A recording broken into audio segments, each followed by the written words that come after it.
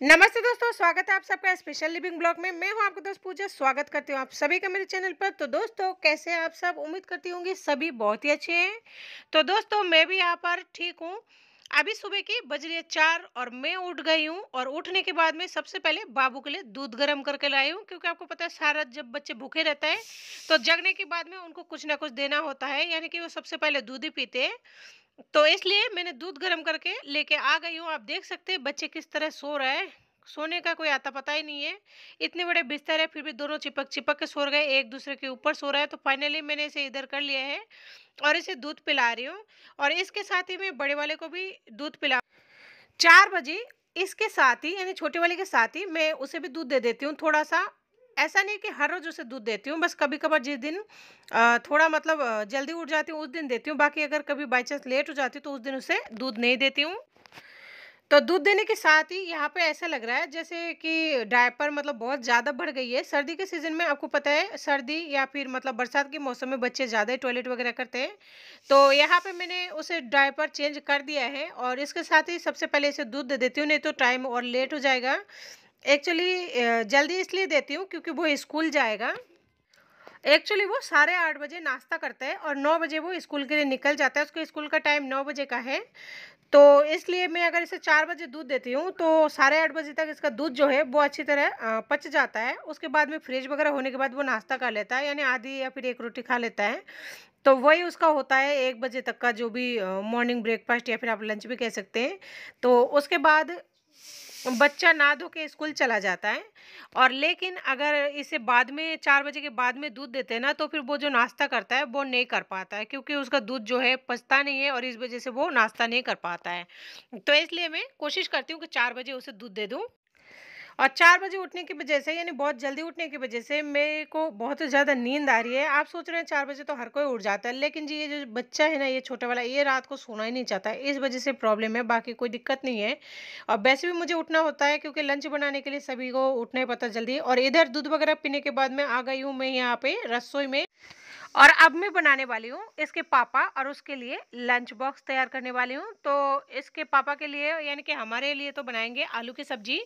और आप देख सकते हैं बाहर के नज़ारा, अभी भी कितना ज़्यादा अंधेरा हो रहा है। और बच्चे मेरे साथ साथ ही उठ जाते हैं, ये अकेला एक सेकंड के लिए भी नहीं रहते हैं। जैसे मैं उठती हूँ मेरे साथ ही उठ जाते हैं।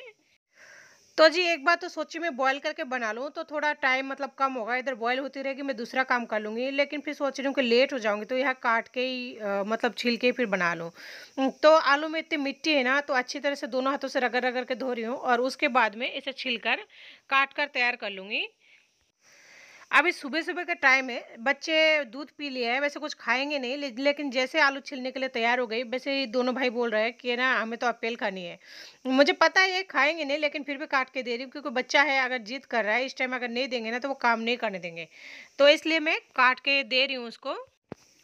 लेकिन छोटे बच्चों का आदत क्या होती है, वो गले में फँसा लेते हैं, तो इस वज़ह से कई बार उल्टी भी कर देता है। तो मुझे डर लग रहा था कि अभी-अभी दूध पिया है, दे तो रही हूँ, कहीं उल्टी ना कर दे, तो फिर जितना जल्दी काम करेंगे ना, उतना उससे ज़्यादा है ना ये लेट कर देंगे। तो इस वज़ह से थोड़ा घबराहट हो रही थी। और बाकी यहाँ पे मैंने आलू को छील लिया है और आलू काट रही हूँ और इतनी देर में यानी 5:30 बज चुका है। और इधर मेरे सारे काम कंप्लीट हो चुका है, मैंने खाना भी बना लिया है और इसके साथ ही रोटी वगैरह जो भी बनना था सब कुछ तैयार है। तो यहाँ पे देखो रात का बर्तन सारे उलझी हुई है। जैसे आप लोगों को पता ही है कि फिलहाल मेरा सेटअप मतलब कुछ भी जचा हुआ नहीं है। तो इस वजह से क्या है, यहाँ पे बर्तन की जो छिका है ना तो वो टक रही है और ना ही बर्तन की जो एक टोकरी है उसे भी यहाँ नहीं रखी हुई है। तो इस वजह से सारे बर्तनों को मैं पोंछ पोंछ कर फिलहाल यहीं पे मतलब रख रखी हूँ। अब जब शिफ्ट हो जाएगा सिक्का वगैरह तो फिर उसके बाद में उसमें रखूंगी, लेकिन तब तक तो यहीं पे मतलब बर्तन रखने का ठिकाना है। तो ये सारे बर्तन चम्मच वगैरह ना जाने इधर उधर हो रहा है, तो सोच रही हूँ पहले इसको वो कर लेती हूँ, सारे समट लेती हूँ। उसके बाद में फिर उसको तैयार करके फिर स्कूल के आगे की तैयारी करूंगी।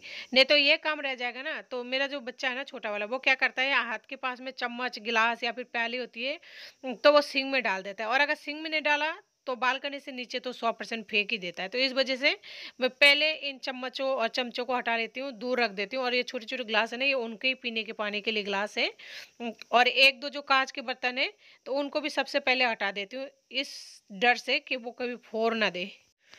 तो लीजिए जी, सुबह के 7 बजते-बजते मेरे लंच और बब्बू के लंच, दोनों के लंच हो गई है तैयार, साथ ही बर्तन भी पोंछ कर मैंने रेडी कर लिया है। यानी आप ऐसा कह सकते हैं जो रसोई का काम है वो मेरी ऑलमोस्ट कंप्लीट हो चुकी है।